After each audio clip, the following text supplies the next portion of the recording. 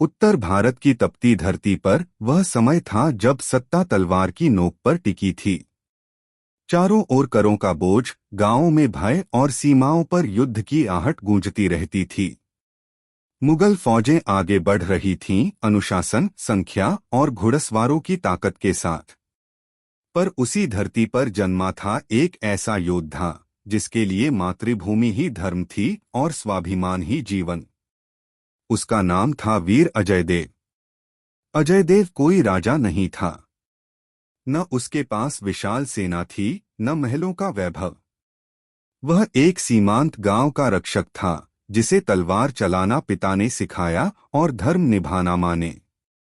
बचपन से ही उसने खेतों में मेहनत की, नदी के किनारे अभ्यास किया और जंगलों में रहकर धैर्य सीखा। उसकी आंखों में आग नहीं, संकल्प था।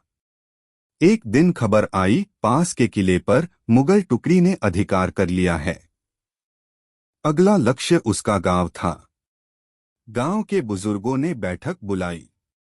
कुछ ने पलायन की बात कही, कुछ ने कर देने की।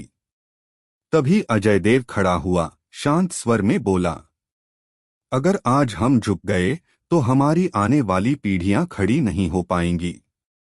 उस रात गांव की स्त्रियों ने दीप जलाए, बच्चों ने मौन रखा और अजयदेव ने अपनी तलवार को प्रणाम किया।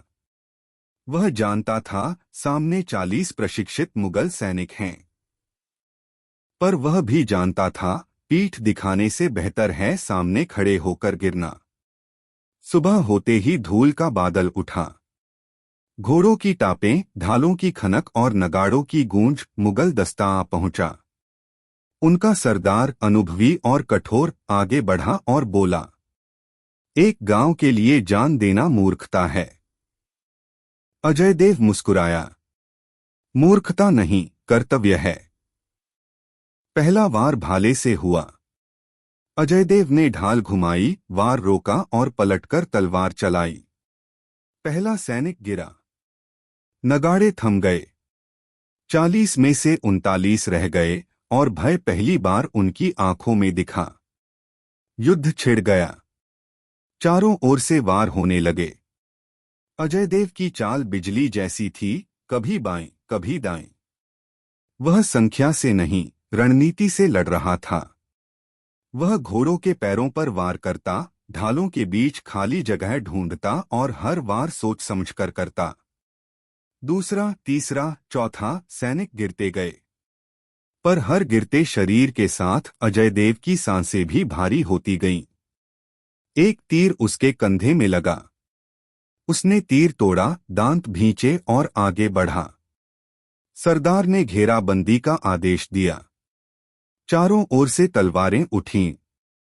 अजयदेव ने आंखें बंद की, मां की सीख याद आई। धर्म की रक्षा था। आकाश लाल हो गया था, जैसे आने वाले रक्तपात की पूर्व सूचना दे रहा हो। अरावली की पहाड़ियों के नीचे फैले मैदान में धूल उठ रही थी। घोड़ों की टापों की आवाज, लोहे की झंकार और सैनिकों की हंसी सब मिलकर भय का वातावरण बना रहे थे। बीच मैदान में अकेला खड़ा था वीर अभय सिंह। न कोई सेना, न ढालों की कतार, सिर्फ हाथ में तलवार, पीठ पर धनुष और आंखों में अग्नि। मुगल सेनापति ने हंसते हुए कहा, एक ही है, इसे जिंदा पकड़ो, बादशाह को तोहफा बनेगा। 40 सिपाही आगे बढ़े। युद्ध का आरंभ। पहला सिपाही भाले के साथ दौड़ा। अभय ने जमीन पर पैर जमाया, धनुष उठाया। सायक, तीर सीधे सिपाही की छाती में धंसा। वह वहीं गिर पड़ा। हंसी थमी। अब तलवारें खींची। 4 सिपाही एक साथ टूट पड़े। अभय पीछे नहीं हटा, वह आगे बढ़ा। पहली तलवार चली, एक की गर्दन अलग। दूसरे का वार आया, अभय ने तलवार से रोका, घुटने से वार किया, हड्डी टूटी, चीख गूंजी। तीसरे ने पीछे से हमला किया। अभय घूमकर बोला, धर्म के विरुद्ध खड़े हो तो यही होगा। तलवार चमकी, तीसरा गिरा। अब मैदान में 37 बचे थे। घेराबंदी। मुगल सिपाहियों ने घेरा बनाया। चारों ओर से वार होने लगे। अभय की सांसें तेज थीं, पर हाथ स्थिर। वह हर वार को रोकता, हर अवसर पर घातक प्रहार करता। एक ने घोड़े से कुचलने की कोशिश की। अभय ने जमीन पर लोट लगाई, घोड़े के पेट में तलवार उतारी। घोड़ा गिरा, सवार नीचे दबकर मर गया। दो और सिपाही आगे आए। अभय ने धनुष उठाया, बिना देखे तीर छोड़ा। एक की आंख में, दूसरे के गले में।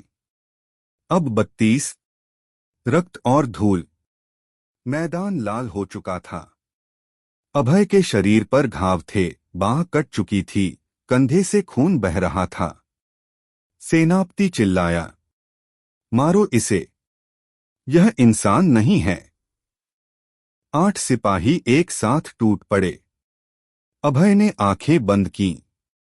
मन में गुरु के शब्द गूंजे, जब चारों ओर अंधकार हो, तब धर्म ही प्रकाश बनता है।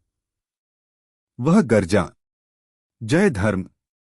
तलवार बिजली की तरह चली। 1, 2, 3। 3 वहीं गिरे।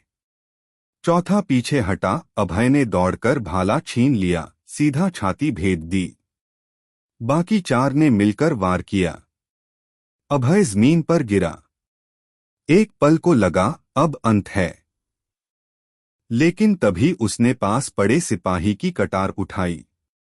नीचे से वार, एक की जांघ कट गई। दूसरे का सिर पत्थर से टकराया, वह ढेर। अब 24। अंतिम चरण। सूरज अस्त होने लगा। मुगल सिपाहियों के चेहरे पर भय था।